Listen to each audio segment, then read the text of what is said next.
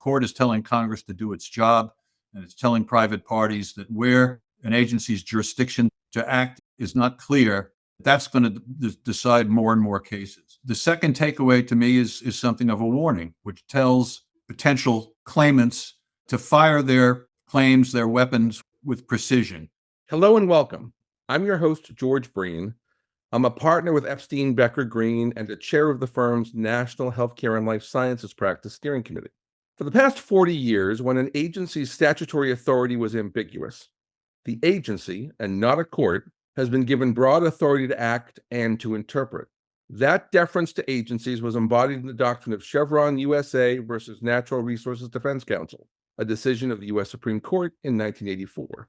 However, on June 28, 2024, in the case of Loper Bright Enterprises versus Department of Commerce, the Supreme Court categorically overturned Chevron and its doctrine of agency deference. In holding that the Chevron doctrine was inconsistent with constitutional separation of powers, as well as the Administrative Procedure Act, Chief Justice Roberts, writing for the majority, opined that the APA requires courts to exercise independent judgment in deciding whether an agency has acted within its statutory authority, and that courts may not defer to an agency's interpretation of the law simply because a statute is ambiguous. In short, Chevron's been overruled. This decision has been described by commentators as groundbreaking, convulsive, and cataclysmic. Today, we're going to discuss the impact of the Supreme Court's decision in Loper Bright, what it means for entities seeking to challenge ambiguous statutes and regulations, how the decision might impact day-to-day business in the healthcare and life sciences industries, how it might impact employers generally, and we'll also assess what's left, what the court's decision did not do, and how that impacts challenges going forward. If you like what you hear today, please subscribe to the show. Diagnosing Healthcare is available wherever you get your podcasts. Welcome to Diagnosing Healthcare, a podcast featuring thought-provoking conversations about the latest legal, policy, and regulatory issues in healthcare and life sciences. Brought to you by the lawyers at Epstein Becker Green.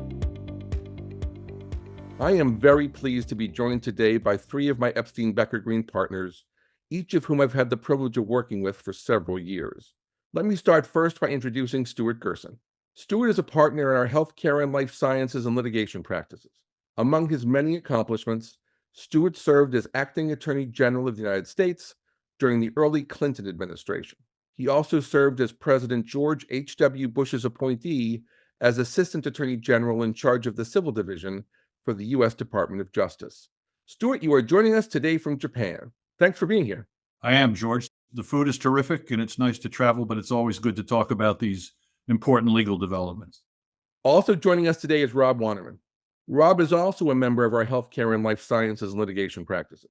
For over a decade, Rob served as an assistant counsel in the Department of Health and Human Services Office of General Counsel. He represented the Centers for Medicare and Medicaid Services, the Office of Inspector General, and other entities. Rob, thanks for joining us today. Thank you, George. This is very timely and very important to all of our clients. Stuart, Rob, and I are joined by our partner, Paul DeCamp. Paul's a member of our employment, labor, and workforce management practice. Among Paul's past accomplishments, Paul served as the administrator of the U.S. Department of Labor's Wage and Hour Division. At EBG, he serves as co-chair of our Wage and Hour Practice Group. Paul, welcome. Thanks, George. I'm looking forward to the discussion. Gentlemen, so that we can level set for our audience, let's take a couple of minutes to explain the background here on the Supreme Court's decision. Rob, can we turn to you to help level set us? Thanks, George. Now, to give you background, beginning in 1984, in Chevron versus NRDC, the Supreme Court set out a basic framework for resolving challenges to agency regulations in a two-part test that's been known as the Chevron doctrine. The first part of the test looks to the underlying statute to determine if Congress has made its intent unambiguously clear. If so, the inquiry ends and both the agency and the reviewing court give effect to Congress's intent. This has been known as the shorthand phrase, Chevron Step 1.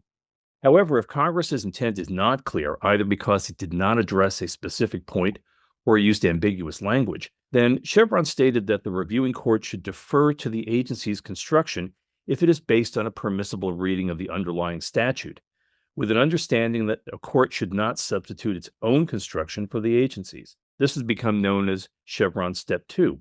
Since Chevron was decided, it ranks among the most cited Supreme Court decisions of all time and has been cited more than 17,000 times in court decisions, more often than any other case in administrative law.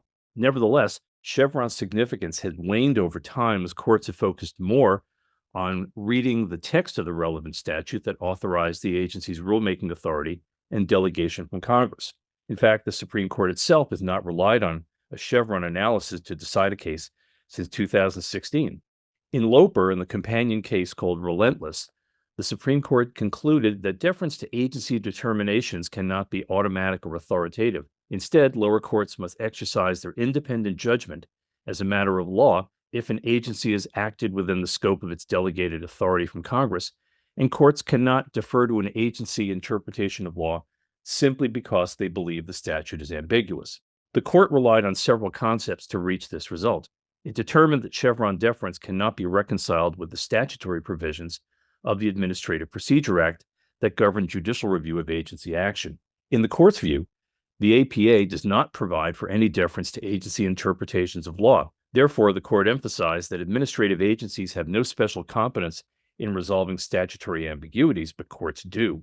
By contrast, questions of policy or fact can be given some deference because they are reviewed under the APA's arbitrary and capricious standard, which can be difficult for a plaintiff to meet.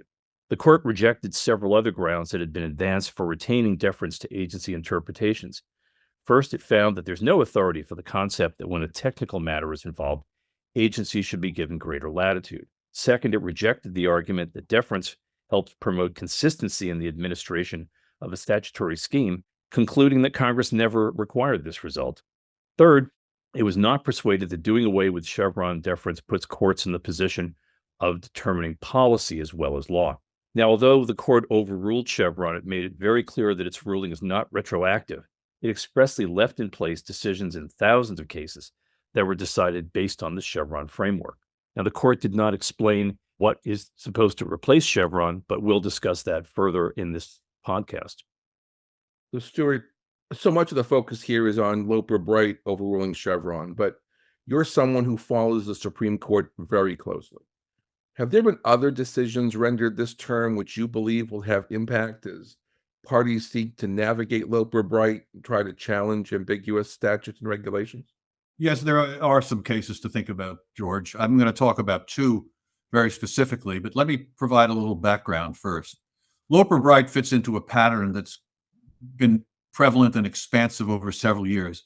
Most of the listeners of this podcast will know about West Virginia against the EPA and the application of the major questions doctrine. But time after time, we're seeing cases in which the Supreme Court is insisting upon literal reading of statutes and is applying what in essence is an anti-delegation type of theory in restricting the interposition of power, if you will, to the executive branch. Much of this is a message to the legislature saying, do your job. You can see it even the two most important cases decided in this term have nothing directly to do with practice of healthcare law. They're the two cases involving ex-President Trump against the United States, the immunities case, and Trump against Anderson, which is the Section 3 14th Amendment case. But both of them are relevant in considering this overall pattern of the court of not wanting to get out ahead of the parties, of being insistent on text, being stronger on standing, quicker to dig a case, dismiss cert as improvidently granted, or to remand, as was the case in Trump against the United States, where a decision could have been made. That said, let me say a couple of things about Chevron's demise, about Loper's rise, and what that means. Many, if not most, commentators are saying this is going to be a judicial landslide here. Indeed, just in the last couple of days, the Supreme Court has vacated judgments in 9 cases and sent them back to various courts of appeals to determine what effect, if any, Loper Bright is going to have. And in the short range, it's likely to have considerable effect. And there's a clear message here for our clients or potential clients with regard to easing challenges to agency action. But one big caveat. I mean, over the years, Chevron has been applied in all sorts of ways that the decision in the Supreme Court never encompassed, never intended. Chevron was about an agency's jurisdiction. In other words, interpreting a vague statute as to what it could or might do. Chevron never insulated or gave automatic deference to an agency with regards to decisions that it made within areas of clear authority and non-ambiguous statutes. Those were, are, and will continue to be, as I think Rob was saying, decided under the arbitrary and capricious, not otherwise in accordance with law, standards of the Administrative Procedure Act. So we're going to have a flurry of cases. It is more likely that a party will be able to get past a motion to dismiss and on to the merits of a case. One of the upsides to the government and others with regard to Chevron is Chevron involved one-stop shopping. You'd be in some court someplace and you'd get a determination, especially if it went to a circuit or even to the Supreme Court, which, as Rob said, hadn't really applied Chevron in a long time. But you'd get an answer as to whether an agency had jurisdiction to act, whether the statute allowed it to do what the agency was arguing it should do. Now you've got a 94-stop shopping. You can litigate these matters wherever because they're for courts to decide, no agency discretion. You're likely to get a jumble of decisions and a lot of appeals, at least in the short run. That said, before I talk about the two cases that we ought to be thinking of, which are not well-known cases, recognize that in the absence of Chevron, we go back to what the standard was before Chevron, and that was Skidmore. And indeed, the government prevailed much more often than not under Skidmore. Certainly, Chevron in the district courts changed things a lot. But Skidmore itself, while it doesn't use the word deference, it uses the same word that the Chief Justice used in Loper Bright, which is respect. And where there are highly technical matters that are beyond the ken of the court to decide, the agency still, if it has a reasonable position under Skidmore, is likely to prevail. But it tells parties where to position their arguments, that you really want to talk about whether an agency can do what it's doing at all, irrespective of whether it has better knowledge than a court of what it's doing. That said, we have Chevron gone. We have Loper abolishing Chevron, saying it's inconsistent with the Administrative Procedure Act. And what does that tell us? Well, Rob mentioned that the case isn't retroactive, but right around the same time, the Supreme Court decided the case of Corner Post. And the Corner Post case reverses a holding that an APA claim does not accrue for purposes of its statute of limitations until a plaintiff is injured by final agency action. That's what we used to think. But now the standard with regard to that has to do with when the injury to the particular would-be plaintiff allegedly occurs. So while Loper is not retroactive, the taking away of the statute of limitations of the APA under Corner Post opens up cases to be determined long past 6 years. And we're going to have to find out about that. But what it means is there's greater opportunity now for parties to allege in the first place that an agency doesn't have jurisdiction to act at all. And second, that its challenge is timely, even if final agency action took place a long time ago, more than 6 years ago, but its effect could not be determined until a later date. We're going to have to see about that. It does define opportunity. Now I'm going to talk about one other case before I hand the mic back, and that's the case of the Securities and Exchange Commission against Jarkissi. And you wonder, if you're a healthcare practitioner, why in the world I'm talking about an SEC case that has absolutely nothing to do with healthcare, but it has everything to do with the rollback of the administrative state. The holding in Jarkissi was that the Seventh Amendment protects a defendant's right to a jury trial in cases of, in this case, alleged securities fraud, where the agency argued that its in-house administrative court was the right place to handle the case. The Supreme Court says, no, that's not the case.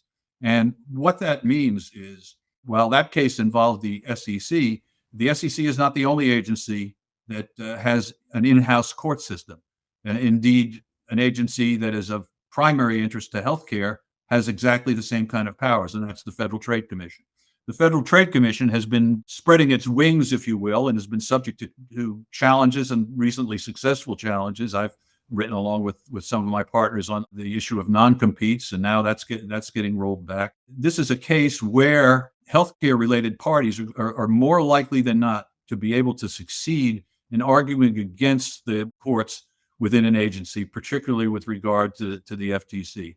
Bottom line, as I wind up, In the wake of Loper Bright, it is, at least in the short term, opportunistic for clients to challenge not regulations themselves, but the authority of governing regulatory and enforcement agencies to act at all. It's something of a return to Schechter-Poultry, 1938, and anti-delegation. I keep calling it delegation light. But it's clear that, and this is true even of the more liberal justices, even those who dissented in Loper, and I have Justice Kagan in mind, who wrote the decision in Kaiser against Wilkie, having to do with our AUER questions of deference on agencies interpreting their own regulations. We're all textualists now, and while it may be that originalism is peaking, see Justice Barrett's increasing independence, the fact is this is a good time to make challenges to onerous regulatory requirements. It's important to make good records so that if you don't first succeed in knocking the agency out of the courtroom to begin with on the basis of its lack of authority, you've established a sufficient basis to win under the APA, which has been extolled by the Chief Justice and all the justices that went along with him under traditional arbitrary and capricious analysis. Period. Thank you, George. Thanks, Stuart. Paul, as you know very well, our team is often asked by clients to consider, to litigate challenges to various agency actions and legal interpretations. And I know you've got experience doing that at multiple levels. Before the decision in Loper Bright came out, but while the government was waiting for the decision, did you see any changes in the litigation strategy of the government as it awaited the decision? I have, and it's been really interesting to watch. We've been challenging since late 2021 a regulation issued by the U.S. Department of Labor interpreting the Fair Labor Standards Act. And in the district court, the government, it was the Department of Labor represented by the Department of Justice in the litigation, defended the case very aggressively relying on Chevron, expressly and repeatedly invoking Chevron deference as to why the court ought to uphold the regulation. They won in the district court. We then ended up in the Fifth Circuit after the Supreme Court had taken up the Loper Bright and relentless cert petitions. And when we got into the Fifth Circuit briefing, the government did not cite Chevron a single time in its brief, even though we framed our entire argument along the Chevron framework, as well as relying on the Administrative Procedure Act. And then again, at oral argument, when pressed by the judges as to whether the government was relying on Chevron or whether they were waiving it, the government basically said, well, look, we don't think that we need Chevron. And they, in essence, waived it. They didn't expressly say we waive Chevron, but they made it clear from their briefing and from their oral argument that they were not trying to invoke Chevron deference anymore. I think they saw the writing on the wall. And it was really interesting to see that 180 in their approach to defending the regulation over the course of 2.5 years. Rob, we talk about the potentials here, what companies might do. As a real practical matter, does the decision change day-to-day business? Are there things that healthcare and life sciences businesses ought to be doing now because of the decisions we've talked about? You have to break this down into a couple of different buckets, especially in healthcare. There are certain actions, let's just use the Centers for Medicare and Medicaid Services as an example. There are certain decisions that are expressly delegated to CMS, and those are things that usually involve updates to fee schedules on an ongoing basis. There are also a number of actions that are delegated to CMS that are expressly insulated from administrative and judicial review. So those things have not changed. But as Stuart mentioned, it is easier to challenge regulations. And although the court didn't expressly say that they were turning the clock back to 1944 again, going back 2 40-year cycles, Skidmore is still good law. And that allows a court to look at what an agency has done and to give it weight based on a sliding scale. And they can look at a variety of factors, some of which come from the Skidmore decision itself. Things like how thorough was the agency's analysis, how valid is their reasoning, how consistent is the agency's reasoning over time, how has the agency expressed its exercise of its expertise in a subject matter area and not a legal area, and whether what they're doing is truly an interpretation of law or whether it's a mixed question of law and fact. Those are factors that really were not on the table before, but have now come back and can be used to challenge regulations.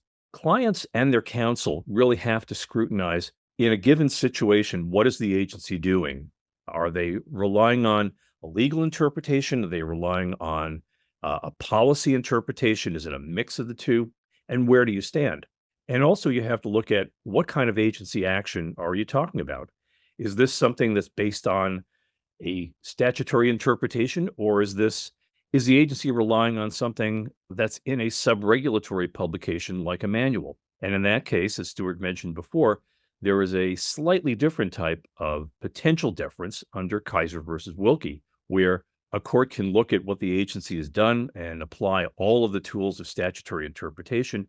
And if they're still stumped at the end of that analysis, there is a role for deference. So you have to really focus on what is the agency relying on. And again, is it a question of law? Is it a question of fact? Is it a mixed question? So that's something that clients and their counsel really have to scrutinize in much more detail than in the past. George, if I might add one thing, Rob mentioned the 5 factors that were applied under Skidmore. Just as a note to clients and others who might want to take advantage of the change in the law that Loper brings about, under the Skidmore standard, probably the least substantive but most important in the current context of the criteria have to do with the agency's consistency over time. From administration to administration, you'll get new people in, positions constantly changing. There, whatever respect, not deference, but respect an agency is likely to get diminishes radically where the agency has gone back and forth from administration to administration. And that's true with a lot of key healthcare regulatory matters. So as you're looking to advantage under the new status quo or the reversion to the old status quo, the inconsistency among agencies as they try to stretch their power more greatly becomes a very important factor in allowing for a successful challenge to what an agency might do where its empowerment is suffused with ambiguity. Paul, if I think about it from an employer's perspective, what opportunities, using that word, does Loper Bright open up for me? I think the opportunities were always there in that there was always an avenue for challenging agency action. But what I think Loper Bright does, and what I think your question's getting at, is the litigation landscape has now tilted more in favor of those who would challenge regulations. Not necessarily decisively so, but there are arguments now that are available to employers that maybe weren't there before. And we see this in areas like regulations from the Department of Labor's Wage and Hour Division, regulating things like overtime and other payment of wages type issues, safety and health regulations from OSHA, discrimination type regulations from the Equal Employment Opportunity Commission, and many more agencies that issue standards that apply to employers with respect to their workplace. I think now all of those regulations and all of those agency pronouncements are now somewhat more vulnerable to litigation challenge and to greater scrutiny by the courts. Paul, we talked about the decision and its impact, and it's important for the audience to understand what the court did, but it's equally important to understand what it didn't do. From your perspective, what's left unanswered after Loper Bright? One of the things that's left unanswered is what exactly the courts are supposed to do once they have concluded that a matter has been properly delegated to an agency for decision.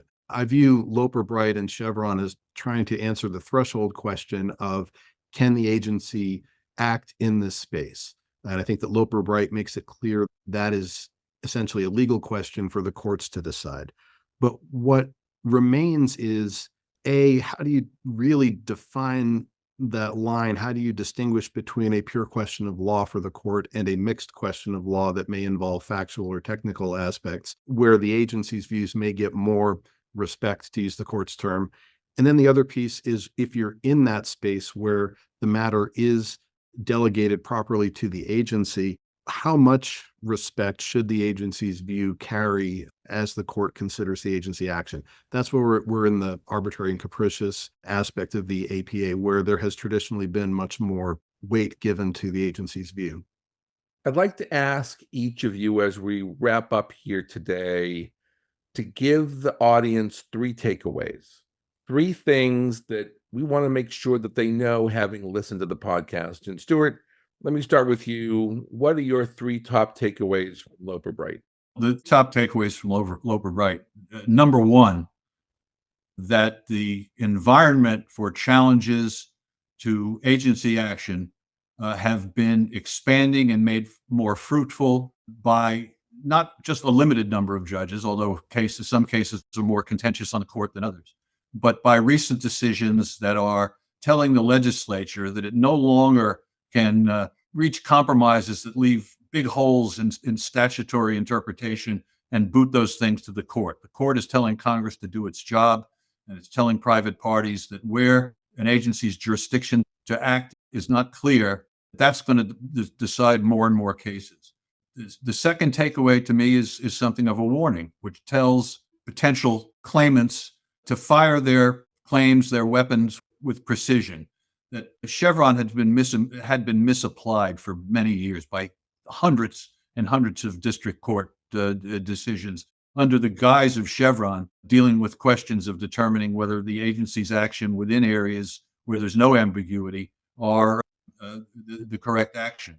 We are in a situation now where what I'd say secondarily to would-be claimants is make sure that your arguments are well targeted towards the jurisdiction of the court to act at all. And this is at the dismissal stage, and not to what it actually has done, because it is clear from the writings externally, people like Justice Kavanaugh, the Chief Justice, and what they say in the cases, even under Skidmore analysis, agencies are going to get respect, and courts know the difference between judgy things, matters of legal interpretation, and substantive things about, say, a medical device or the efficacy of a drug, about which courts know nothing at all, and agencies have the expertise. So target your claim with some focus. And third is make the best records that you can to show, A, why in the first instance there ought to be dismissal without reference to what the agency has done, but that you've backed that well up, both for cosmetic purposes to buttress what a trial court might do or an appellate court might do, with showing why what the agency has done is so far-fetched that it couldn't possibly come within the confines of the statutory language. And as I say, with some agencies, particularly having the FTC in mind, that's likely to be a viable argument in a good number of cases. Rob, from your perspective, what are the top three things that clients should be thinking about now, or would they be taken away from the decision? First, going forward, this puts a bigger burden on agencies to justify their authority to act. And so when new proposed rules come down the pike, clients and their counsel really should be scrutinizing the rationale that the agency provides. This may slow down the rulemaking process because the agencies will have to spend a lot more time explaining why they're acting and how they're acting, but that does give stakeholders a really good opportunity to participate even more robustly in the rulemaking process. But there are some other things that affect clients on a day-to-day basis. The court really did not fully address the issue of legislative silence and agencies acting in that space. And is there now a new tool to challenge agency action? We actually see an example of what's going on in that space right now. The FDA has decided, after many, many years and Congress is in action, to regulate laboratory-developed tests. They hadn't formally regulated them for many years. Now, they relied on their interpretation of the statutory definition of a medical device. That's been challenged in court. It was challenged before Chevron was overruled. And we should expect to see challenges like that to say the agency is acting outside the scope of its authority because it's completely silent as to lab-developed tests. A third area is to look into when you're dealing with an agency in any kind of enforcement action. Are they relying on statutory language? And what is the basis for their investigative or audit authority? And is this a pure issue of law? If so, there may be another avenue to challenge those investigations or enforcement actions. Thanks, Rob. Paul, from your perspective, looking at employers in particular, perhaps, what are the top three takeaways here? I think the first is that Loper Bright doesn't change anything in terms of your day-to-day operational reality. There are regulations that are on the books, and employers ought to continue to follow those regulations. And if they want to act in a way that is not in accordance with those regulations, they ought to challenge the regulations. So continue to abide by the normal processes for dealing with regulations. The second piece is to assume that we are still likely to be in an environment where most regulations will end up getting upheld in the courts. We should not expect that all of a sudden regulations are going to be invalidated en masse. That does not seem likely following Loper Bright. I think it does change the landscape a bit and gives employers opportunities they maybe didn't have before to succeed in some of these challenges. But I do think that most regulations will still ultimately find support in the courts. And so we don't want to overread these decisions and overreact. And the third point comes back to something that Rob said, which is the importance of the rulemaking process and the importance of participating in the notice and comment process and getting one's perspective into the rulemaking record will be very important. And I think in the long run, what the rejection of Chevron will probably lead to is better regulations, better rulemakings, because now the agencies can't just issue regulations confident that the courts are basically going to find themselves required to uphold the regulations, but instead the agencies need more humility and to be more aware that to the extent that their regulations are not well supported in the record, they may well find themselves having invalidated rules. And I think that will lead to regulations that hew more closely to the statutory language that Congress issued. And I think that will be better for all stakeholders. Stuart, Rob, Paul, thank you so much for taking the time to participate in the discussion today. Ladies and gentlemen, I'm your host, George Breen. You will see attached to the link with this podcast access to articles we've written on the impact of the overruling of Chevron, and we encourage your attention to those articles. We hope that you'll follow us online, and we thank each of you for your time and attention. Again, if you like what you've heard today, please don't forget to subscribe. Diagnosing Healthcare is available wherever you get your podcasts. Thank you for listening to Diagnosing Healthcare. For show notes on today's episode, additional episodes, and more insights on trending issues in healthcare and life sciences, please visit diagnosinghealthcare.com and be sure to subscribe on your preferred platform.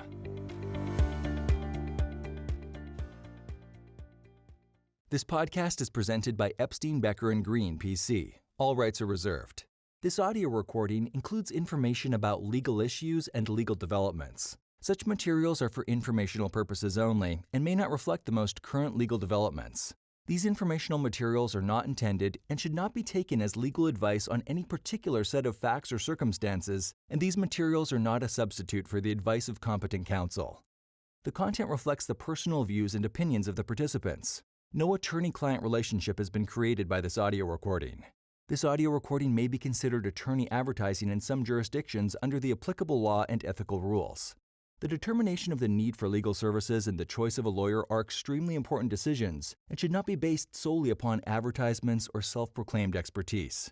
No representation is made that the quality of legal services to be performed is greater than the quality of legal services performed by other lawyers.